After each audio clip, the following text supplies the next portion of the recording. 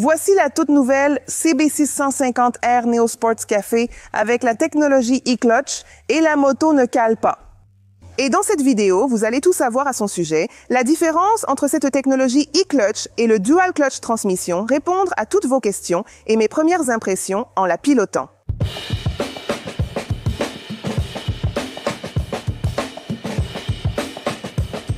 Si vous êtes nouveau ici, je suis Amanda Pagliari et c'est la chaîne moto la plus charmante du Brésil qui vous présente aussi les meilleures nouveautés. Alors, mettez un like tout de suite. Abonnez-vous à la chaîne pour ne rater aucune vidéo. Je suis ici à Dayatuba, dans l'intérieur de São Paulo, invitée par Honda pour tester sa toute dernière nouveauté. Elle avait déjà été présentée au festival d'Interlagos. Il avait déjà été annoncé qu'elle arriverait au Brésil maintenant en 2025.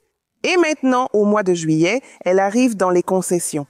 Mais avant de vous expliquer ce qu'est cette technologie e-clutch, je vais vous dire ce qui a changé par rapport à la version précédente pour cette nouvelle version 2025. Le design a été amélioré, mais sans perdre l'identité Neo Sports Café.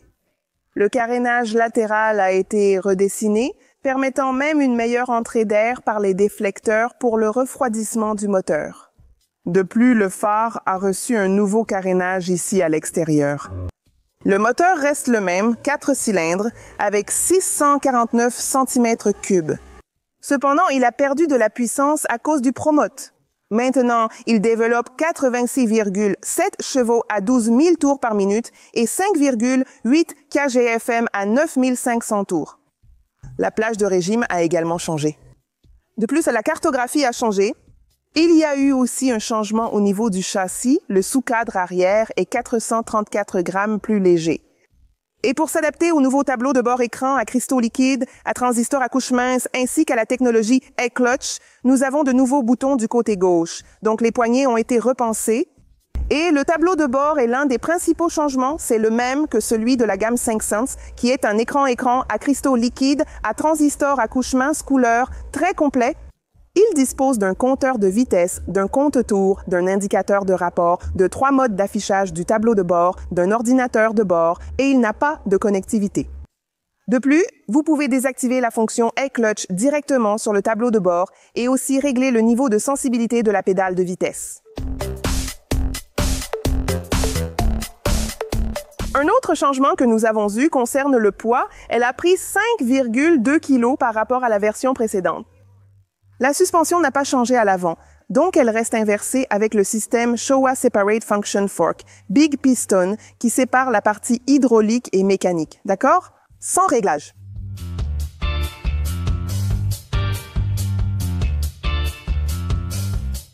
Concernant les freins, il n'y a pas eu de changement. On garde le double disque à l'avant, simple à l'arrière, système ABS indépendant, 2 canaux.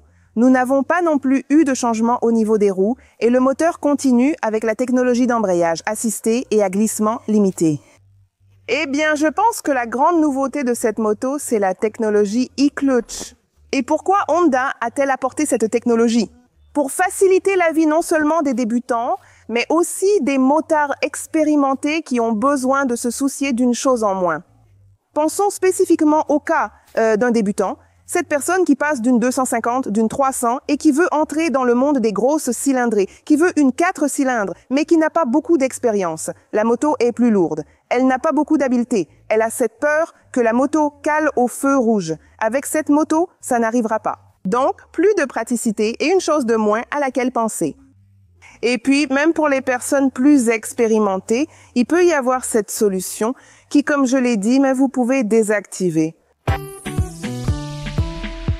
Et pour expliquer comment fonctionne cette technologie e-clutch, j'ai invité ici Luis Gustavo pour nous l'expliquer. Merci pour ta participation. Une technologie brevetée par Honda, toujours en avance, n'est-ce pas? Félicitations, raconte-nous comment fonctionne cette technologie. Eh bien, Amanda, merci d'être ici et merci aussi à tes abonnés qui te suivent sur tes chaînes. Alors, voilà ce qu'il en est, n'est-ce pas? Cette technologie e-clutch est une technologie qui vient faciliter l'utilisation de la moto, surtout en milieu urbain. Nous avons donc une moto à 4 cylindres, une moto plus grande, qui offre également des performances plus élevées et cette technologie vient donc en faciliter l'utilisation. Pourquoi? Le pilote n'a pas besoin d'utiliser l'embrayage. Il a la commande de boîte normale pour passer les vitesses et rétrograder, même à basse vitesse, sans avoir à utiliser le levier d'embrayage. Et comment fonctionne cette technologie, n'est-ce pas? C'est ça qui est le plus intéressant. Nous avons un système d'activation entièrement électronique à travers 2 moteurs électriques qui vont actionner l'embrayage. Donc il fait toute une lecture des capteurs, n'est-ce pas? Comme par exemple la vitesse de la moto, la vitesse des roues. Donc il lit toutes ces données et il a une vitesse de communication très rapide, hein, ce qui fait que l'embrayage s'active au moment où vous touchez la pédale de changement de vitesse. Il y a un capteur qui va activer l'embrayage, donc c'est une technologie qui vous garantit la praticité et la facilité d'utilisation en ville, ainsi que le côté sportif lors de l'utilisation à grande vitesse, à des vitesses ou des régimes plus élevés, n'est-ce pas? À un moment, certains regardent le capteur et se disent « Ah, c'est un quick shifter ». Et ce n'est pas le cas, parce que le quick shifter, on l'utilise toujours à haute vitesse, à haut régime, et quand vous passez la vitesse, il est un peu plus agressif, plus brusque. Ici, la douceur règne dans la technologie. Une technologie. Avec le quick shifter, si vous accélérez, vous ne pouvez pas rétrograder et faire ce décalage. L'idéal est donc de rétrograder, de descendre ou de monter d'une vitesse à ce moment précis. Quel que soit le régime, la technologie est utilisée. Permettez-moi de poser une question, car je pense que beaucoup seront confus. Cela n'a rien à voir avec le Dual Clutch Transmission, n'est-ce pas? Ce n'est pas ça? Rien à voir. La technologie Dual Clutch Transmission est une technologie que nous avons déjà sur les motos. C'est une technologie qui a déjà traversé une période d'évolution. La Dual Clutch Transmission possède 2 embrayages. Et l'embrayage a un actionnement électro-hydraulique qui utilise la pression d'huile du moteur et vous avez les changements de vitesse automatiques, mais ici avec le clutch, non, les vitesses sont totalement mécaniques. Par exemple, si vous utilisez la moto en ville, que vous vous arrêtez à un feu en 3e ou 4e vitesse, il y aura un indicateur sur le tableau de bord de la moto qui vous avertira de rétrograder les vitesses. Elle ne rétrogradera pas pour vous, donc pour ceux qui se plaignaient que la moto fait tout, et qui veulent aussi garder le contrôle, ici vous avez un peu plus de contrôle. Laissez-moi poser une question concernant l'entretien. Ce système peut être plus coûteux pour le public ou moins, puisque ici vous n'allez pas appuyer sur le levier tout le temps. Nous qui sommes tout le temps en train d'actionner, d'user, d'abîmer. Ce nouveau système, lancé l'année dernière, sera-t-il plus ou moins cher? Existe-t-il déjà des études à ce sujet? Cette technologie a été lancée en 2024 sur la ligne 2024. Et donc, nous avons ceci. La tendance est qu'il nécessite moins d'entretien. Moins d'entretien. Pourquoi? Il utilisera correctement l'embrayage. En conciliant avec le choix des vitesses que vous faites. Il utilisera donc l'embrayage au bon moment et de la bonne manière. Dans l'utilisation normale, qu'est-ce qui peut parfois se produire? Laisser l'embrayage patiner en l'utilisant un peu plus provoque ce qu'on appelle brûler l'embrayage, augmentant ainsi son usure. Dans ce cas, non. Il ne va pas permettre cela. Donc cela va surtout faciliter la réduction de la maintenance et du coût de la maintenance. Une dernière petite question. Je ne sais pas s'il peut en parler ou s'il le sait, n'est-ce pas? Y a-t-il une prévision pour que cela arrive sur d'autres modèles? Écoute, je crois que cette technologie a suivi le même chemin que le Dual Clutch Transmission. Le Dual Clutch Transmission a commencé sur un seul modèle, à l'époque sur la VFR 1200F, puis il s'est étendu à d'autres modèles. Aujourd'hui, on a certains modèles uniquement avec la technologie Dual Clutch Transmission, comme c'est le cas de l'X-Indivi. Au fil des années, avec l'évolution des modèles, cette technologie a été adoptée et je pense que ce sera pareil ici. Donc la technologie, avec le temps, on reçoit des mises à jour comme sur un téléphone portable, n'est-ce pas? Elle bénéficie de mises à jour améliorant la vitesse, la connectivité et la technologie, y compris sur les motos. Je pense que dans le futur, certains modèles intégreront également cette technologie. Avez-vous des données sur l'acceptation en Europe? Quel a été le résultat? Les marchés ont-ils apprécié? Oui. Nous avons reçu quelques retours, principalement de la presse européenne, qui a déjà découvert le modèle, ainsi que des utilisateurs pour qui la technologie a beaucoup apporté.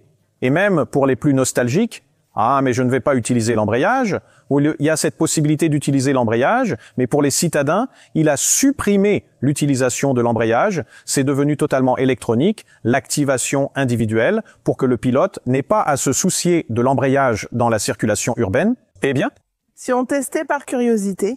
Allons-y, accélérons, c'est ça. Merci Amandine, merci. Oh là là, c'est tout mou! Regarde, l'embrayage devient vraiment très mou ici, presque désactivé. Oh là là! Trop cool.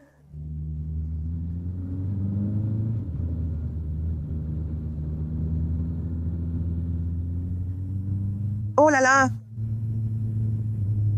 J'ai trouvé ça très doux, même le passage des vitesses. Et c'est très rapide, ça a été, il n'y a pas d'à-coup. C'est un peu étrange. C'est un peu étrange, sans embrayage. On n'a plus cette possibilité de rétrograder. Faire chauffer cet embrayage quand je rétrograde. Waouh, mais c'est vraiment facile. Ah! Une chose que j'ai remarqué, quand la moto va très lentement, elle te dit de rétrograder. Et j'en ai parlé avec le personnel de Honda. Ils m'ont dit que l'idéal, c'est que quand elle indique de changer, on change de vitesse, n'est-ce pas, pour ne pas abîmer l'embrayage. Donc, c'est une évolution, les amis. Sincèrement, je pense que c'est le genre de technologie qui vient pour aider. C'est certain. Ça va apporter des avantages. Et les débutants vont en profiter. Ah, Amanda, je n'aime pas ça. Je veux du traditionnel. Alors, je vais changer ici pour vous, pour que vous voyez comment fonctionne la marche. Laissez-moi faire ici. Regardez. Laissez-moi changer ici. Je n'aurai même pas besoin d'appuyer sur l'embrayage, n'est-ce pas? Regardez cette habitude de venir ici. Maintenant, je vais passer en mode manuel. Alors, je viens ici. Je pense que c'est ici. Paramètres. Regarde, le levier déjà. Au moment où je le fais, il y aura un petit bruit. Parfait. Maintenant, on y va. Et pour sortir, c'est tout. C'est par ici. Il suffit d'une petite pression. Ah, d'accord. Parfait. Maintenant, on y va. Toi qui es puriste, qui aimes ou qui es habitué, il n'y a aucun problème si la moto cale. Tu ne veux pas de praticité? Tu peux avoir une moto normale ici avec l'embrayage classique. Donc, je pense que c'est cette polyvalence qui va valoriser la moto. Rappelons que seul Honda propose cette technologie, pour l'instant. Donc, j'ai trouvé ça vraiment sympa. Ici, par exemple, je fais un peu patiner l'embrayage pour contrôler la moto avec le clutch. Je n'ai pas cette habitude, je n'ai pas cette option. Et là, j'ai perdu. Beaucoup de choses se passent. Trouble du déficit de l'attention avec ou sans hyperactivité, mais ça ne va pas loin. Il n'y a pas vraiment cette option pour ceux qui sont habitués à faire patiner un peu l'embrayage au démarrage.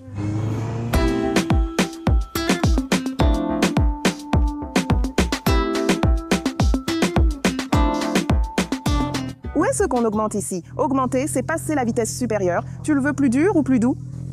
Ah, ok, je pense que c'est plus doux. Oui, je pense que ça vaut le coup. Et pour rétrograder, c'est moins doux aussi. C'est moins doux.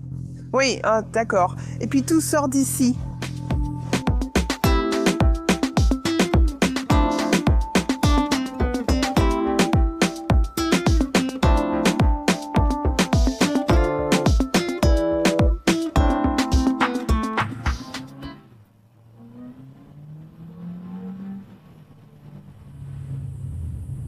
On peut le sentir, n'est-ce pas? Maintenant, j'ai fait le réglage pour changer. Le point du kick, n'est-ce pas? De toi? Waouh, c'est très doux. Alors, tu peux choisir. Ah, je veux que ce soit plus dur. Non, ça c'est pour ceux qui portent des bottes. Imagine, des bottes de sport où tu perds un peu de sensibilité, n'est-ce pas? Tu peux toucher sans faire exprès. L'idéal, c'est toi. Mettre en mode dur, par exemple, c'est vraiment seulement quand tu le veux. Mon avis réel et sincère pour vous, c'est que j'ai beaucoup aimé. Je suis en faveur des nouvelles technologies, contrairement à la dual clutch transmission ou à l'automatique ou encore à l'automatisé d'autres marques. D'ailleurs, ici, vous gardez le contrôle et vous avez l'avantage de ne pas caler. Je pense même que c'est un peu plus sûr que la dual clutch transmission. Parce que, d'une certaine façon, il arrive souvent que la dual clutch transmission interprète votre façon de piloter et change de vitesse au moment où vous ne le voudriez pas. Ici, la moto ne cale pas, ce qui est une crainte de beaucoup de motards. Ce n'est pas vraiment une peur, mais une appréhension. Quand la moto cale, on se sent un peu bête. Donc, je pense qu'elle a l'avantage de ne pas caler et vous gardez le contrôle à tout moment. Et en plus, si vous voulez la désactiver, vous l'utilisez comme une moto normale, comme si de rien n'était.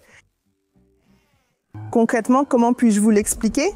En prenant en compte, bien sûr, l'explication technique que Louis a donnée, mais en étant très simple et basique, c'est comme un quick shifter où vous faites les changements, mais c'est une évolution du quick shifter car vous pouvez monter et changer à tout moment, n'est-ce pas? Peu importe la plage de régime, vous pouvez démarrer à bas régime. Et en plus, la moto ne cale pas. Je pense donc que c'est une évolution. Je vois ce système sur d'autres marques, sur d'autres motos, parce que c'est certain, surtout pour les débutants ou les personnes, n'est-ce pas, qui recherchent la praticité comme cela s'est produit avec la voiture, où tout le monde est passé de la boîte manuelle à l'automatique. Je pense que cette technologie vient pour aider et elle est encore moins intrusive qu'une dual clutch transmission, mais elle a l'avantage que la moto ne cale pas. Je pense que j'ai été claire, non? À mon avis, c'est une très bonne chose. Honda a ouvert cet océan, donc elle n'a pas de concurrente directe. Directement dans la catégorie des moyennes cylindrées à 4 cylindres, elle concurrence la Trident, elle concurrence aussi la bicylindre. Il y a Suzuki, il y a la MT-07, donc il y a des concurrentes, n'est-ce pas? Mais en termes de technologie et d'embrayage, seul Honda se démarque.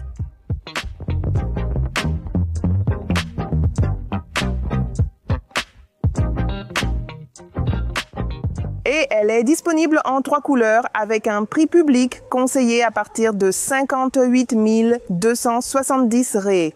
Alors, qu'est-ce que t'as pensé du prix? Écrit ici en bas. On sait que les motos sont chères et la version précédente était déjà chère et celle-ci allait suivre la tendance. Mais enfin, concernant la différence, écris ce que tu en as pensé. Bien sûr, il y a la technologie, il y a le changement du tableau de bord et d'autres choses. Donc, il y a toute cette valeur ajoutée. Mais écris ici en bas ce que tu as pensé du prix. Et voilà, c'était la vidéo des premières impressions du lancement. Il y aura une vidéo d'évaluation pour compléter votre standard MotoPlay avec les points positifs et négatifs. Par exemple, il n'y avait ni prise USB, ni USB-C, ni connectivité, comme on en a en Europe. Cela finit par être un point négatif que je vais détailler dans la vidéo d'évaluation pour compléter votre standard MotoPlay. Abonne-toi à la chaîne. Dès que j'aurai cette moto, je te parlerai des tests, de la consommation et du prix de l'assurance. Pour être informé en premier, active la cloche pour que YouTube te prévienne. Et si tu veux faire partie de la famille MotoPlay et aider encore plus, il te suffit de devenir membre. Profitez d'avantages exclusifs, accès anticipé et vidéos exclusives. Découvrez également le calendrier de Mandigna avec des photos uniques. Il y a aussi beaucoup de contenu sympa, en plus des tirages mensuels de casques, blousons et plus d'infos. Pour devenir membre, regarde la légende. Si tu as aimé, laisse un like, partage avec tes amis qui doivent découvrir cette technologie. En haut et en bas, j'ai laissé des vidéos sympas pour toi. Tu vas aimer. À la prochaine, bisous.